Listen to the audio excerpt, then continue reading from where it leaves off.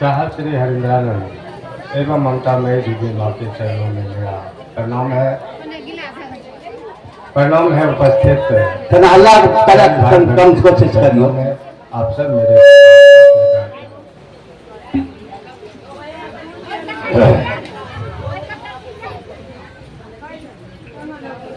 बड़े ही सौभाग्य की बात है जो आज इस हरिचक की पवित्र भूमि पर अपने गुरु शिव की बात हो रही है, जिसमें हमें भी आने का सौभाग्य मिला।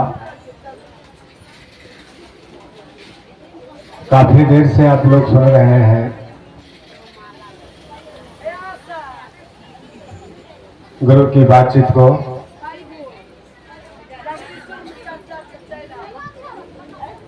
जहां आप बैठे हुए हैं चुपचाप बैठिए, आज जिनको जाना है उठ के जाइए, खुद डिस्टर्ब नहीं होइए और खुद को डिस्टर्ब नहीं कीजिए।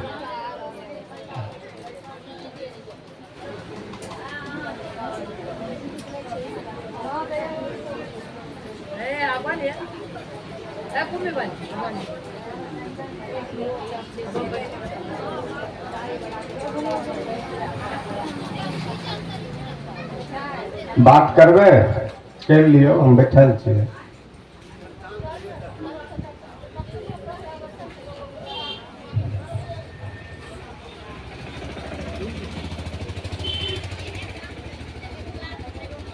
काफी देर से सुन रहे हैं अपने गुरु की बात को। सबसे सुंदर बात जान लीजिए कि हम न जोगी है न बाबा है, अन्य उपदेशक है, अन्य मेरे पास कोई ज्ञान है। शिष्य हैं, शिष्य बनने की राह में चल रहे हैं, एक नई जीवन की खोज में तलाश रहे अपने जिंदगी को, कहीं जाके जिंदगी कुछ समझ जाए, इसकी तलाश जारी है। इसलिए मैं आप सबों से आग्रह करना चाहता हूं, यहाँ कोई बाबा नहीं है, यहाँ कोई भी व्यक्ति आपका गुरु नहीं है। सिर्फ शिष्यता में आदमी गुरु नहीं होता है। सिर्फ की शिष्यता में आदमी गुरु नहीं है। अगर आदमी गुरु होता तो फिर सिर्फ की शिष्यता नहीं चलते। पहले से जो गुरुकुल पर प्रणाली भारतवर्ष में चल रही है, उसी प्रकार ये भी चलता।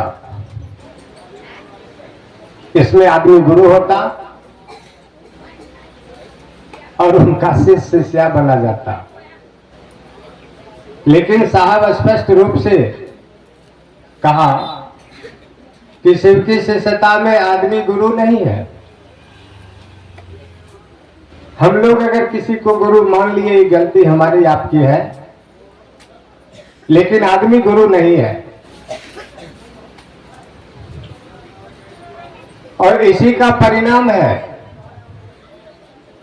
जो आज इतने सारे लोग शिव का शिष्य बन रहे हैं। अगर कोई आदमी गुरु होता तो इतना शिष्य नहीं होता, क्योंकि आज तक के इतिहास में किसी गुरु का इतना शिष्य नहीं हुआ। मात्र एक शिव की शिष्यता ही है जो 50 करोड़ से ऊपर लोग अब शिव को अपना गुरु बना के अपना शिष्य भाव देना शुरू कर दिया। हम आप भी शिव का शिष्य हैं। ऐसा नहीं है कि हमारा आपका गुरु कोई है, महादेव गुरु है। और उस महादेव के बारे में हम आप परिचित हैं। जिस महादेव को हम आप गुरु बनाए हैं, उस महादेव से हम आप परिचित हैं, क्योंकि वो हमारे आपके घर के बाबा हैं, ईश्वर है, महेश्वर है, देवता है, भगवान है। ये सारी जानकारी हमारे आपके पास है, पहले से मौजूद है। ये सारी जानकारी हमको आपको मौजूद है कि वो ईश्वर है, भगवान है, बाबा है।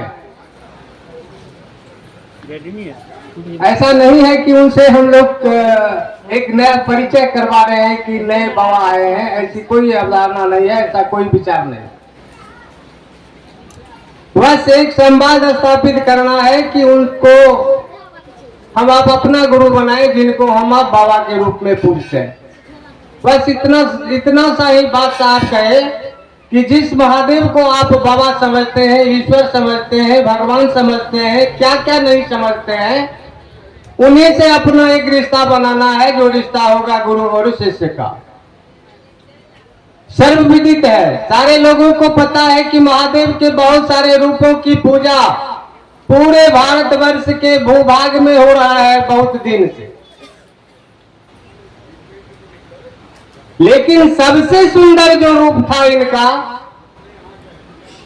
उस रूप को इस जगत में किसी ने प्रचलन नहीं किया। जो सदाशिव दक्षिणामूर्ति पंचानंद, जो ज्ञानदाता का स्वरूप उनका है, इस स्वरूप का संसार में प्रचलन नहीं हुआ, किसी ने नहीं कहा। जबकि शास्त्रों में ऐसा वर्णन आया है, किताबों में ऐसा देखने को मिल रहा है कि कुछ लोग उनका शिष्य हुए। उस समय भी कुछ लोग इनका शिष्य हुए, लेकिन कोई कारण होगा जिन वजह से लोगों को यह नहीं कहे कि हम शिव को गुरु बनाए हैं, आप भी शिव को गुरु बना लीजिए।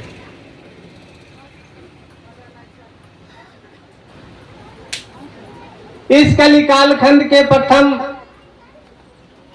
शिव के शिष्य साहब श्री हरिंद्रानंद ने हमारे आपके बीच यह काम कहना शुरू किए कि आइए हम आप उस महादेव को अपना गुरु बनाते हैं। काहे कहे, क्या जरूरत है, जब सारा रिश्ता हमारा आपका उनसे मौजूद है पहले से, तो फिर गुरु बनाने की क्या बात है? क्या जरूरत पड़ी कि उसी शिव को गुरु बनाया जाए? कोई वजह होगा, ऐसा नहीं है कि बिना वजह कोई काम होता है। अगर वह सूक्ष्म, अति सूक्ष्म ब्रह्म चैतन्य ऊर्जा, जिनके बारे में शास्त्रों ने कहा कि यह ईश्वर है, और वह ईश्वर जब जमीन पर उतरा तो निश्चित इसका कोई प्रयोजन होगा। और जैसे ही ऊपर की सत्ता जमीन पर आएगी तो किसी का शरीर पकड़ेगा, क्योंकि बिना शरीर पकड़े हुए अपना काम नहीं कर सकता। सीधी सी बात है, मूर्ख लोग भी समझ सकते हैं कि जब भी आसमान की सत्ता, जिसको हम आप देख नहीं पा रहे हैं, अगर वह इस संसार में आके कुछ करना चाहती है तो उसको शरीर पकड़ना पड़ेगा। जिसमें इसी कालखंड के साहब श्री हरिंद्रानंद, जो स्वयं कहा जाए कि वो शिव थे, और आके लोगों के बीच यह अलख जगाना शुरू किए कि चलिए हम लोग उनका शिष्य बनते हैं। क्यों? जबकि बहुत सारे गुरु मानव के जीवन में आए, अपना काम किए, अभी भी काम कर रहे हैं। बहुत से शरीरी गुरु अपना काम कर रहे हैं। ऐसा नहीं है कि महादेव शिष्यता चली है तो लोग मनुष्य अपना गुरु कार्य छोड़ दिया है। अभी भी शरीर में बहुत लोग गुरु का काम कर रहे हैं।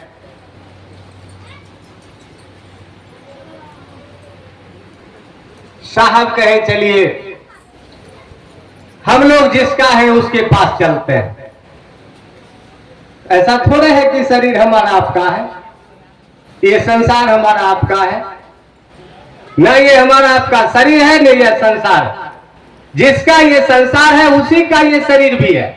गलती से हम लोग समझ रहे हैं कि शरीर मेरा है, ये समझ नहीं है, इसलिए समझ रहे हैं कि शरीर मेरा है, लेकिन शरीर हमारा नहीं है। न ये संसार मेरा है, न ये शरीर मेरा है। अब बताइए तो है कौन चीज अपना? जब शरीर भी नहीं है, संसार भी नहीं है, तो अपना कौन चीज है? वही शिव अपना है, जिनसे हम आप निकल कर आए हैं, पुनः वहीं जाना है।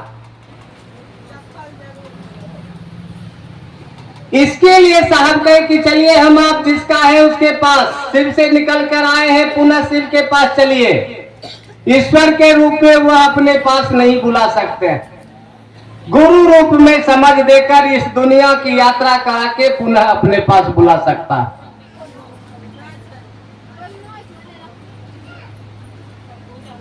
काहे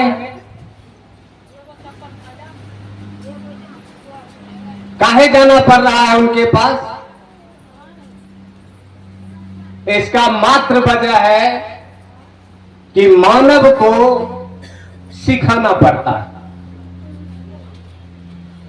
मानव को सिखाना पड़ता है, समझाना पड़ता है, जानवर को नहीं। जानवर को ज्ञान प्रकृति दे के भेजती है।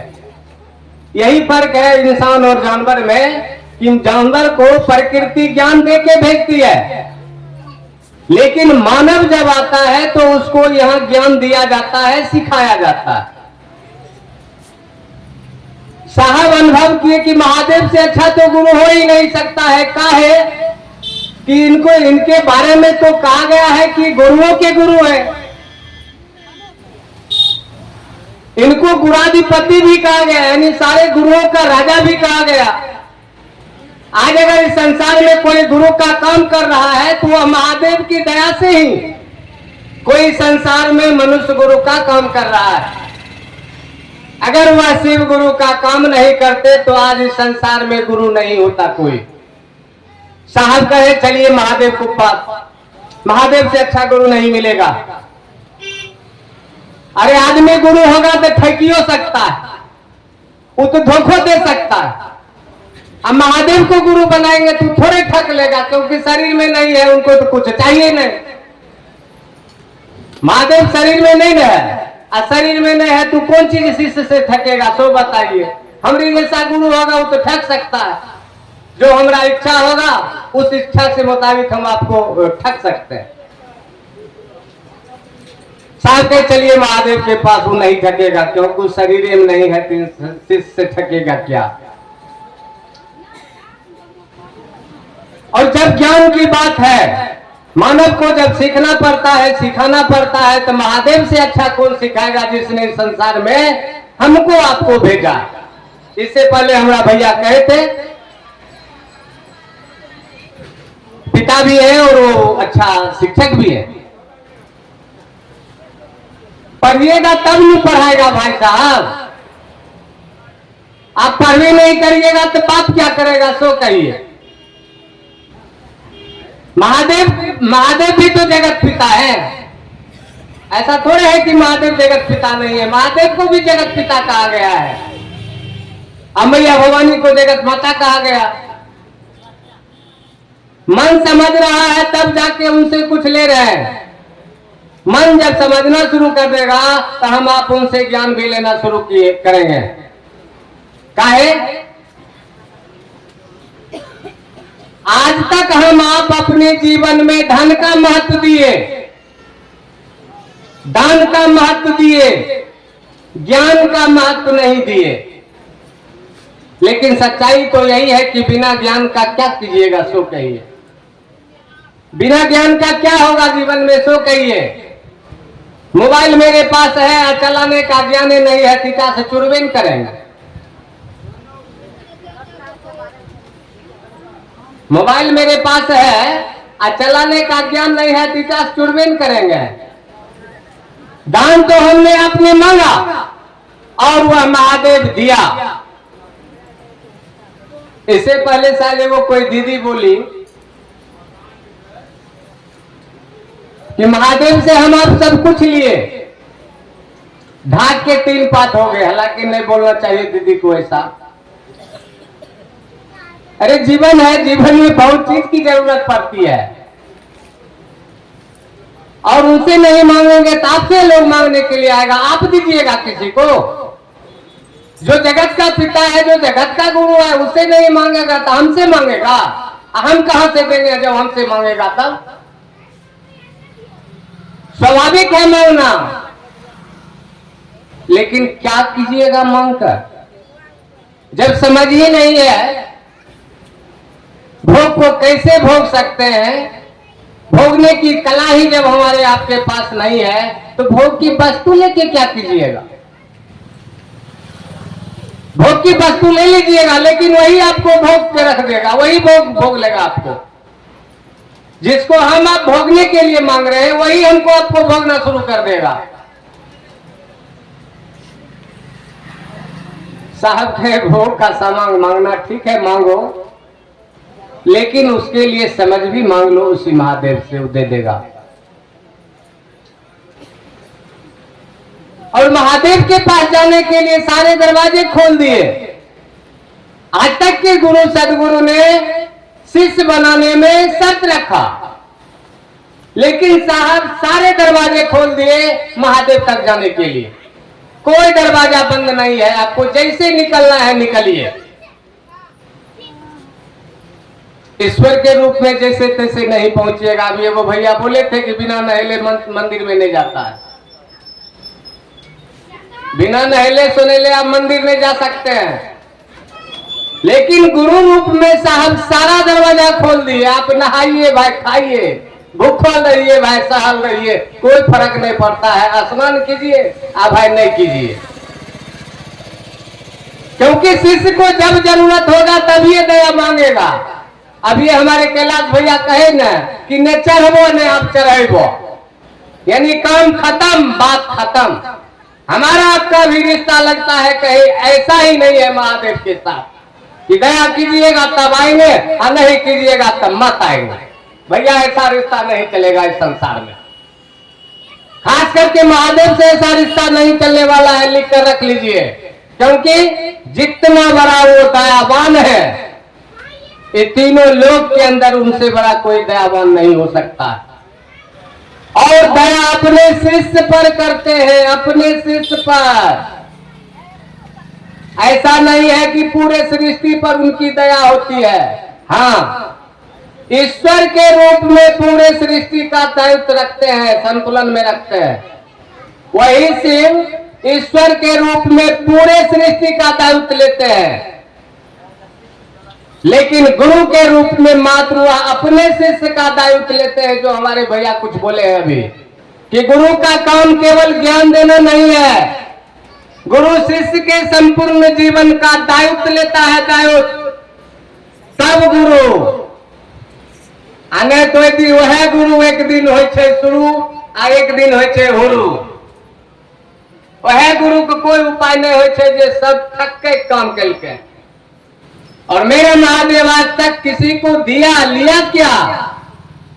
कुछ भैया बोले न कि प्रेम में दिया जाता है, लिया नहीं जाता है। बात सही है कि जब आपको प्रेम होगा तब आप मांगना छोड़ दीजिएगा। सही बात है कि आप मांगना छोड़ दीजिएगा, आपसे मांगा ही नहीं जाएगा। आपका मन ही कहेगा कि हम क्या दें, लेकिन प्रेम होगा तब। प्रेम होना आसान थोड़े। जिस दिन प्रेम हो गया, लगता है प्रेम शब्द थोड़ा असंभव, लेकिन है बड़ा मामूली।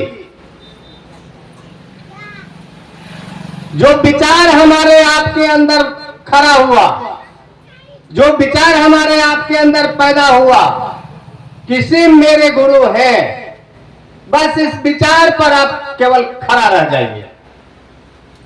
शिष्यता में मात्र इतनी सी बात है, इतना ही करना पड़ता है कि आप उस पर खड़ा रहिए। यही विचार प्रेम में प्रवेश कर जाएगा।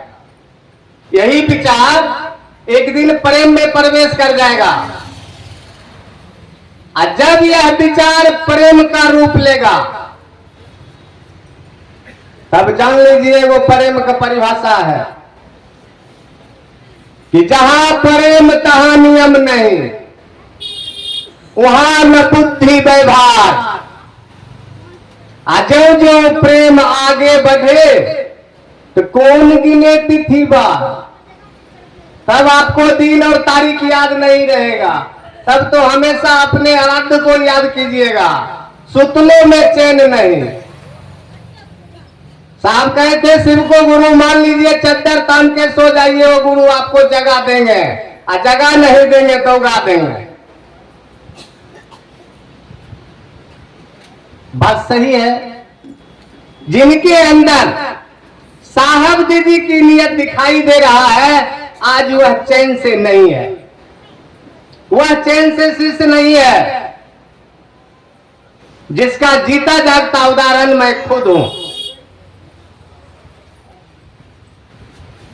दवा खाता हूं, उसके बाद जब समय होता है तब प्रयास करते हैं कब कैसे जाएंगे गुरु कार्य में। 8 साल से स्थिति है, 7 साल। बस मन पर गुरु उतरना शुरू कर दिया। एक दिन मेरा प्रयास था वहां तक जाने का, अपना पैसा खर्च करके लोगों को चलाया। अभी भी प्रयास कर रहा हूं कि अपना पैसा खर्च करके लोगों को शिव संस्था में चलाऊं। कभी पैसा के पीछे हम दिमाग नहीं लगाए। उस दिन यही संकल्प था कि मेरे गुरु शिव हो जाते तो बहुत अच्छा होता। आज हम नहीं भी चाहते हैं कि गुरु कार्य में जाएं, फिर भी मुझे जाना पड़ता है। क्यों? कहीं न कहीं अब लगता है कि गुरु हाथ पकड़ना शुरू कर दिए। एक दिन प्रयास था कि हम पकड़े, अब लगता है कि गुरु मेरा हाथ पकड़ना शुरू कर दिए। और जिस दिन गुरु आपका हाथ पकड़ना शुरू कर देगा तो समझ लीजिए दुनिया की कोई ताकत नहीं है जो आपको शिष्य बनने से रोक देगा। चाहे लाख लोग शिकायत करे, कोई फर्क नहीं पड़ेगा। जितना आपको शिकायत करेगा आप उतना मजबूत बनाइएगा, क्योंकि आप किसी के नियत के अनुसार गुरु कार्य कर रहे हैं।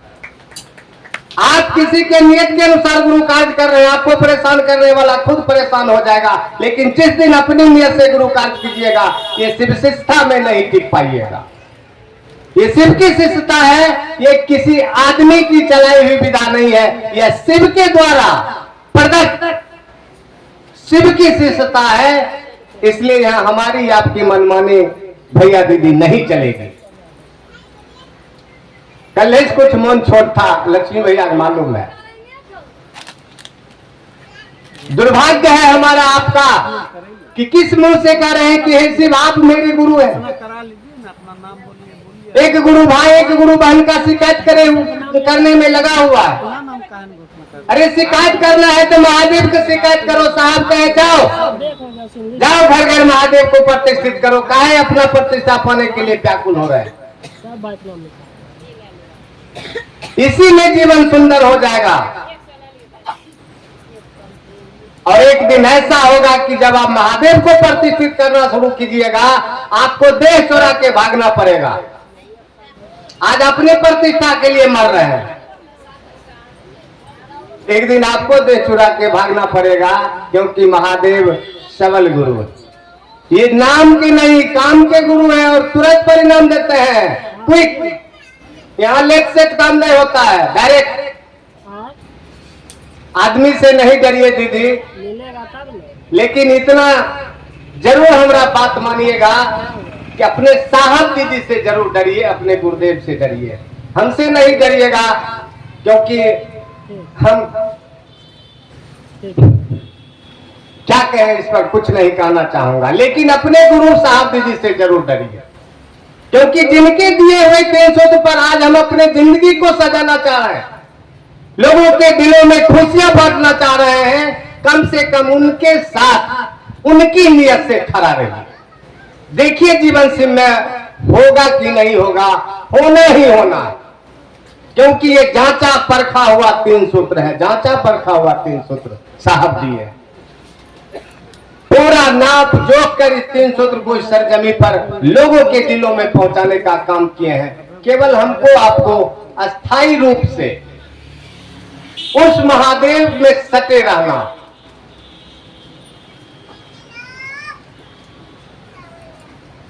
और चाहिएगा कि शिव शिष्टता में केवल बोली से काम निकाल लें, तो शिव शिष्टता में बोली से काम नहीं चलेगा। कुछ भाई बहन कहते हैं कि कोई रूठे नहीं, कोई छूटे नहीं, कोई टूटे नहीं। अजीब बात। कोई रूठे नहीं, कोई टूटे नहीं, कोई छूटे नहीं। खूब जोर जोर से हम बोल रहे हैं इस बात को, हम ही लोग को छांट रहे हैं, तोड़ रहे हैं, छोड़ रहे हैं। ये हमारा बात नहीं माना, इसको नहीं होना चाहिए। अरे आपका बात कौन चीज मानेगा तो बताइए। गुरु महादेव है, आप ही कहते हैं कि मंच से आदमी गुरु नहीं होता है, तो फिर आपका बात क्या मानेगा। जीवन अगर चाहते हैं कि सिमय हो, परिवार, शरीर, समाज, अगर सबकी सुंदरता देखना चाहते हैं तो मन कर्म और वचन से अपने गुरु के पास खड़ा रहिए। क्योंकि जब आप सुंदर होइएगा, आपका परिवार सुंदर होगा, आपका परिवार सुंदर होगा, समाज सुंदर होगा। इसीलिए साहब कहे कि गुरु अपने शिष्य में दिखते हैं, यानी झलकते हैं। आज हम आप केवल बात कर रहे हैं, बात कर रहे हैं, थोड़ा सा भी लक्षण अपने अंदर नहीं दिखाई पड़ रहा है उस महादेव का। ये कौन सा विचार हुआ, ये कैसा बात कर रहे हैं। 30 साल 40 साल से चर्चाएं सुन रहे हैं, चर्चाएं कर रहे हैं, लगातार हो रही, कोई परिणाम नहीं, कोई विचार नहीं दिखाई दे रहा है। तो क्या होगा, भगा तमके ज्ञान न हुआ तो शिव शिष्टता में बोली का ज्ञान नहीं चलेगा, इसमें बोधात्मक ज्ञान होना अनिवार्य। और यह बोधात्मक ज्ञान आपको पैदा करने की आवश्यकता नहीं है, ये काम गुरु का है कि आज जो तुम्हारे बोली में है वह कल तुम्हारे भावना में उतरेगा।